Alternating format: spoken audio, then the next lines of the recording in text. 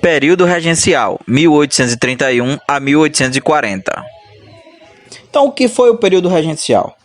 Foi um momento da história do Brasil em que o Brasil foi governado por regentes, enquanto o príncipe herdeiro, Dom Pedro de Alcântara, não alcançava a maioridade. Então, o que é que causou então as regências no Brasil? A primeira coisa é que você teve em Portugal a morte de Dom João. Dom João já havia sido rei no Brasil, mas em virtude da ausência de um herdeiro no trono português, ele teve que retornar para lá e deixou aqui o seu filho Dom Pedro I. Dom Pedro I também teve um filho, esse era o Dom Pedro de Alcântara. E acontece que Dom João ele acaba falecendo e novamente o trono português encontrava-se vago. As cortes portuguesas elas começam a pressionar para que o herdeiro legítimo assuma esse lugar. E quem era o herdeiro legítimo? Dom Pedro I. Dom Pedro I que tinha um filho, como eu já falei, que ainda era criança e que não havia a possibilidade de assumir diretamente o lugar de imperador do Brasil.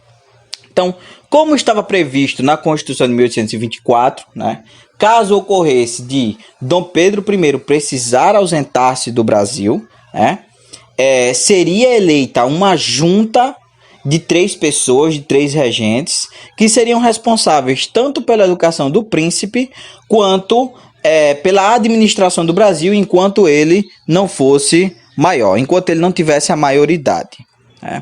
E aí nós tivemos várias regências. A primeira regência é a regência trina provisória.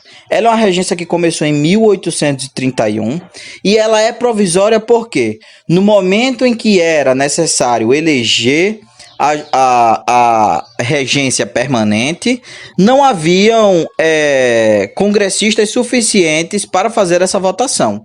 Então, acabou se escolhendo regentes provisórios até que pudesse se reunir esses parlamentares e eles pudessem votar qual seria a junta permanente, qual seria a regência permanente. Essa regência ela vai durar 2 meses e ela vai causar algumas transformações na Constituição. A primeira delas é interditar o poder moderador. Por quê? O poder moderador ele só poderia ser exercido pelo imperador. Na ausência do imperador, você não podia deixar esse poder a cargo dos regentes, porque os regentes poderiam utilizar ele em favor pessoal. A segunda coisa é que readmitiu-se o Ministério dos Brasileiros. O Ministério dos Brasileiros foi aquele mesmo que foi reunido para escrever a Constituição de 1824 e que havia sido dissolvido assim que a Constituição entrou em vigor. Para além disso, a regência trina provisória, ela deu anistia aos presos políticos, aos presos que o Dom Pedro II havia feito. Justamente porque, como o imperador não estava mais aqui, não havia mais sentido em deixar essas pessoas presas. Então, passado 2 meses, em 1931, você vai ter a regência trina permanente. Essa aí sim, ela foi eleita em 1831 e durou até 1835. E ela vai ser marcada, principalmente essa primeira regência, pela atuação de 3 grupos políticos que vão gerar influência na forma que o Brasil vai ser governado. O primeiro grupo são os liberais moderados. Esses são compostos por proprietários rurais que eram a favor da monarquia e que queriam leves mudanças sociais. Então, por exemplo, eles não queriam que a escravidão fosse extinta. Eles não queriam esse tipo de transformação, porque essa é uma transformação que não é leve, é uma transformação brusca. Você tem os liberais exaltados. Os liberais exaltados são compostos por uma classe média urbana que vai lutar principalmente por reformas profundas. Elas queriam o fim da monarquia e a abolição dos escravos, principalmente. No caso dos liberais exaltados, esses eram aqueles que desejavam que o Brasil se tornasse de fato uma república, que o Brasil escapasse dessa ideia de ser um império nos trópicos. O terceiro grupo é conhecido como restauradores. Os restauradores eram geralmente comerciantes, servidores públicos e militares. Em sua maioria eram portugueses e eles queriam principalmente o retorno de Dom Pedro I né, sem nenhum tipo de alteração social ou política. Então, basicamente, esses três grupos eles vão ficar se degladiando para conseguirem benefícios junto às regências que foram se estendendo. Então, essa regência permanente ela vai acabar com um outro conselho que é conhecido como Conselho do Estado, né? Esse Conselho do Estado era justamente um conselho que ficava próximo ao imperador e que ajudava ele na tomada das decisões. Como ele era escolhido também pelo imperador, ele não se fazia necessário. Para além disso, né, a regência, como ela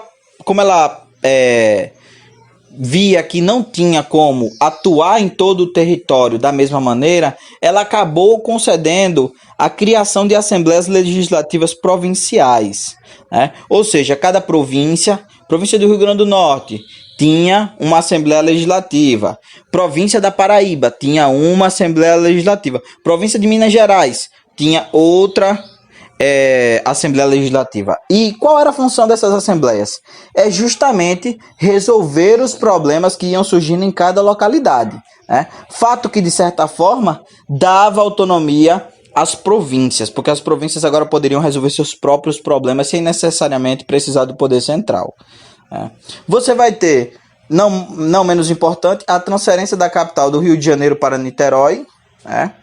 E vai se definir a ideia de que uma regência trina ela não era tão boa assim, porque ela acabava tendo muitos problemas nos momentos de tomadas de decisão. Então, optou-se pela criação de uma regência una com eleição popular indireta, né? E cada regente teria 4 anos para poder administrar o Brasil. É durante as regências unas que você vai ter um Brasil que vai ser governado por apenas um regente, né? Então, se antes você tinha 3, agora você só tem um regente, né? E esse foi um momento que ele é muito marcado por uma série de conflitos internos, né, que ameaçavam sempre a estabilidade política. Ou seja, são muitos os conflitos sociais e populares que vão acontecer no interior do Brasil. Só para vocês terem uma ideia, eu trouxe um quadro onde você tem cinco revoltas e você tem aí o lugar onde essas revoltas aconteceram e quando elas aconteceram.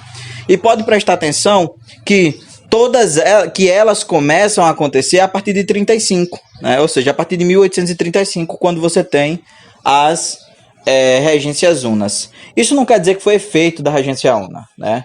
Isso quer dizer apenas que o quadro que o Brasil enfrentava, ele ia se agravando em virtude da inexistência de um poder centralizado, de um poder forte.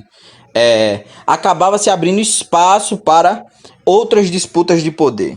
Então você tem a cabanagem no Pará, certo? Você tem a farroupilha no Rio Grande do Sul, a sabinada na Bahia, a balaiada em São Luís, a revolta do Malês na Bahia, certo? Todos eles movimentos que têm uma característica, que é a característica, de certa forma, de questionar os poderes instituídos. Então vamos uma a uma agora, né? A cabanagem, você vai ter como participantes pessoas negras, indígenas e mestiços.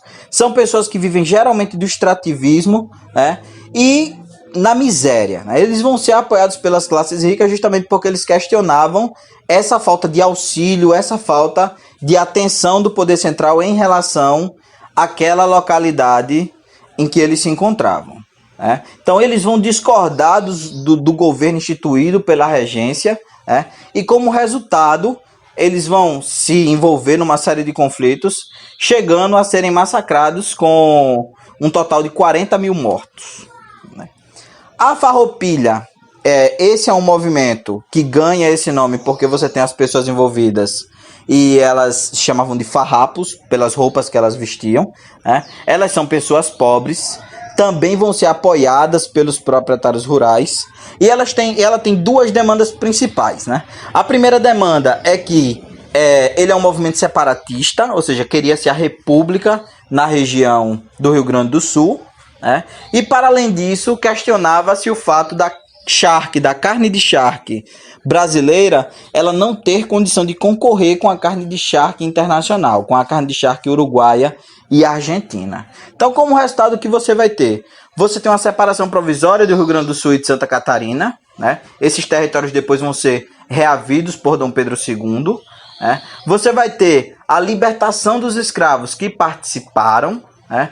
O Estado vai ser favorável a esse movimento, de certa maneira, porque ele vai acabar gerando as condições para que a carne de charque nacional concorra com a carne de charque que não era brasileira. Né? Ele vai aumentar em 25% o imposto na charque estrangeira. Isso vai gerar uma possibilidade de concorrência. E por último, você vai ter o ingresso dos oficiais farroupilhas no Exército. Né?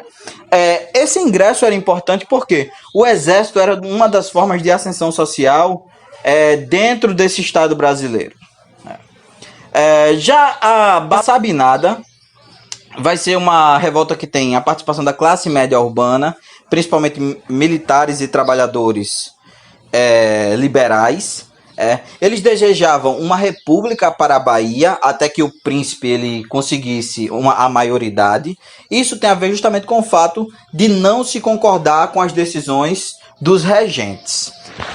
E como resultado, o que é que vai acontecer, né? Feijó, que vai ser o regente, ele vai acabar mandando bloquear a cidade de Salvador, incendiando a cidade. Os líderes eles vão sofrer penas brandas. Isso tem a ver principalmente com o fato deles pertencerem a outros grupos sociais, que não aqueles dos participantes de fato.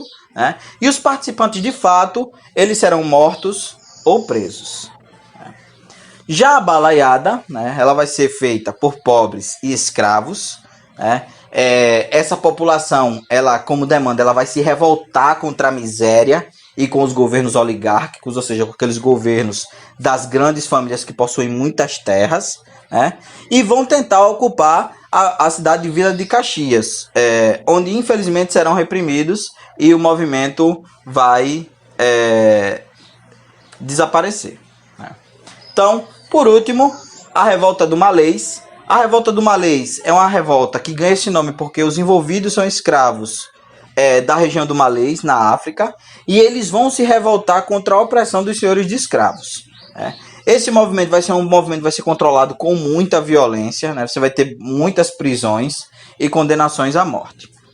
Então, veja, nesse cenário você tem uma série de eventos que são problemáticos, são eventos que estavam questionando o poder dos regentes, e por esse motivo você vai ter o que a gente chama de golpe de maioridade. O que foi o golpe de maioridade? Foi um golpe político que surge principalmente da junção entre liberais e ultraconservadores que queriam combater as forças regressistas que as regências estavam construindo. Então eles vão criar o que a gente chama de clube da maioridade. Clube não no sentido de um lugar de festas, não. Clube no sentido de que as pessoas iam a esse lugar e lá eles discutiam as possibilidades para apressar a maioridade do Dom Pedro. Então em 20 de julho de 1840, a Câmara vai ser invadida e vai se exigir que Dom Pedro de Alcântara tenha a sua maioridade antecipada. Desde que ele jurasse respeitar a Constituição. Então, é nesse momento em que você vai ter o encerramento das regências e o início do que a gente chama de Segundo Reinado, que a gente vai tratar nas próximas aulas.